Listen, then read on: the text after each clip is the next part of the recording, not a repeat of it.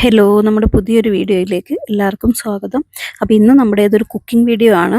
നല്ല സൂപ്പർ ടേസ്റ്റിൽ ഒരു ചിക്കൻ റോസ്റ്റാണ് നമ്മളിന്ന് ഉണ്ടാക്കുന്നത്. അതിന് വേണ്ടിയിട്ട് ഇച്ചിരി കൂടുതൽ തന്നെ ഓയിൽ ഒഴിച്ചു കൊടുത്തിട്ടുണ്ട് കേട്ടോ. സൺഫ്ലവർ ഓയിലാണ് ഞാൻ ഉപയോഗിച്ചിട്ടുള്ളത്. എന്നിട്ട് ഓയിലൊന്ന് ചൂടായി വന്ന സമയത്ത് അതിലോട്ട് ഇഞ്ചിയും വെളുത്തുള്ളിയും ചതച്ചെടുത്തത് കേട്ടോ, പേസ്റ്റല്ല ചതച്ചെടുത്തത് ഇട്ടിട്ട് നന്നായിട്ടൊന്ന് വഴറ്റിയെടുക്കണം. എന്നിട്ട് അതിലോട്ട് 2 തണ്ട് കറിവേപ്പില ഇട്ട് കൊടുക്കുക. കറിവേപ്പില നന്നായിട്ടൊന്ന് മൊരിയിച്ചെടുത്ത് കഴിഞ്ഞാൽ നല്ല ടേസ്റ്റ് ആയിരിക്കും കേട്ടോ. പിന്നെ നമ്മുടെ വീഡിയോ ആദ്യമായിട്ട് കാണുന്നവരാരെങ്കിലും ഉണ്ടെന്നുണ്ടെങ്കിൽ നമ്മുടെ ചാനൽ സബ്സ്ക്രൈബ് ചെയ്യാൻ മറക്കരുത്. അതുപോലെ ഇഷ്ടപ്പെട്ടാലും ലൈക്ക് ചെയ്യാനും ഷെയർ ചെയ്യാനും ഒന്നും മറക്കരുത് കേട്ടോ. അപ്പോൾ കറിവേപ്പില നന്നായിട്ടൊന്ന് മൊരിഞ്ഞ് കിട്ടിക്കഴിഞ്ഞാൽ പിന്നെ അതിലോട്ട് പച്ചമുളക് ചെറുതായിട്ട് അരിഞ്ഞത് വേണം ചേർക്കാൻ.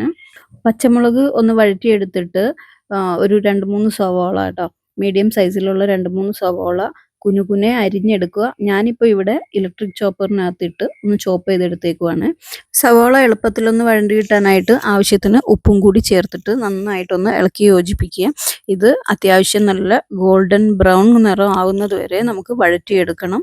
അതിനുശേഷം വേണം ഇതിലേക്ക് വേണ്ട പൊടികൾ ചേർത്തിട്ട് ഇളക്കാൻ കേട്ടോ. അപ്പോൾ ഞാനിവിടെ ഒരു 1/4 ടീസ്പൂണ് മഞ്ഞൾപ്പൊടിയും 1/4 ടീസ്പൂണ് ഗരം മസാലപ്പൊടി, അതുപോലെ 2 ടേബിൾ സ്പൂണ് കാശ്മീരി ചില്ലി പൗഡറും, അതുപോലെ വീട്ടിൽ തന്നെ ഞാനൊന്ന് ചതച്ചെടുത്തിട്ടുള്ളതാണ്, പൊടിച്ചെടുത്തതല്ല, ചതച്ചെടുത്തിട്ടുള്ള മല്ലിയും കൂടിയാണ് ചേർത്ത് കൊടുത്തത്. 1 ടീസ്പൂൺ കേട്ടോ. മല്ലി കുറച്ചേ ഉപയോഗിച്ചിട്ടുള്ളൂ.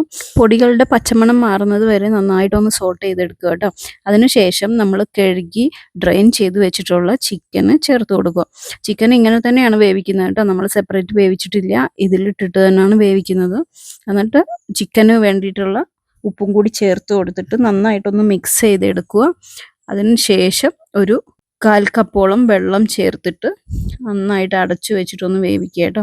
ഒത്തിരി വെള്ളം ചേർക്കേണ്ടതില്ല, കാരണം ചിക്കനകത്തുനിന്ന് തന്നെ വെള്ളം ഇറങ്ങി വരും. വെള്ളം ഒഴിച്ചതിന് ശേഷം ഇത് നമ്മളൊന്ന് അടച്ചു വെച്ചിട്ട് ഒരു 10 മിനിറ്റോളം വേവിക്കുക കേട്ടോ.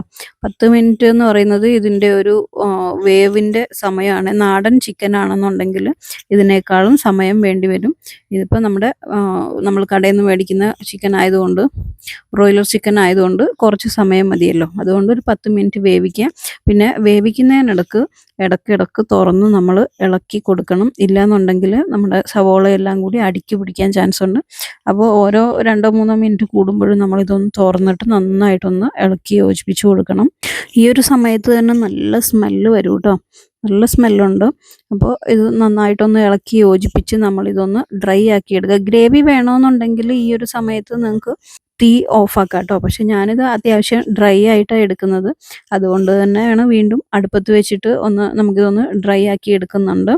പിന്നെ ഈ ഒരു സമയത്ത് ലാസ്റ്റ് സ്റ്റേജ് ആവാറായപ്പോൾ നമുക്ക് ഒരു 1/4 ടീസ്പൂണ് കുരുമുളക് പൊടിയും കുറച്ച് കറിവേപ്പിലയും കൂടി മുകളിലൊന്ന് വിതറി കൊടുക്കും. ഞാൻ ഇതിൻ്റെ കൂടെ ഒരു സ്വീറ്റ് ടേസ്റ്റിനായിട്ട് ടൊമാറ്റോ കെച്ചപ്പ് 1 ടേബിൾ സ്പൂണും കൂടി ലാസ്റ്റ് ഒന്ന് ആഡ് ചെയ്ത് കൊടുക്കുന്നുണ്ട്. ഇത് ഓപ്ഷണലാണ്. ഇഷ്ടമില്ലാത്തവർക്ക്, ഇപ്പോൾ ചിലർക്ക് എരിവോട് കൂടി കഴിക്കുന്നതായിരിക്കും ഇഷ്ടം, സ്വീറ്റ് ടേസ്റ്റ് ഇഷ്ടം ഉണ്ടാവില്ല. അപ്പോൾ അങ്ങനെയുള്ളവർക്ക് ഇത് സ്കിപ്പ് ചെയ്യാവുന്നതാണ് കേട്ടോ. പക്ഷേ ഇത് ചേർത്ത് കഴിഞ്ഞാൽ നല്ലൊരു ടേസ്റ്റാണ്. എല്ലാവരും ഈ റെസിപ്പി ഒന്ന് ട്രൈ ചെയ്ത് നോക്കണം കേട്ടോ. ഇഷ്ടപ്പെട്ട് കഴിഞ്ഞാൽ ലൈക്ക് ചെയ്യുക, ഷെയർ ചെയ്യുക, കമൻറ്റ് ചെയ്യുക, ഒന്നും മറന്നു പോകരുത്. അപ്പോൾ അടുത്തൊരു വീഡിയോ ആയിട്ട് കാണുന്നത് വരെ എല്ലാവർക്കും ബൈ.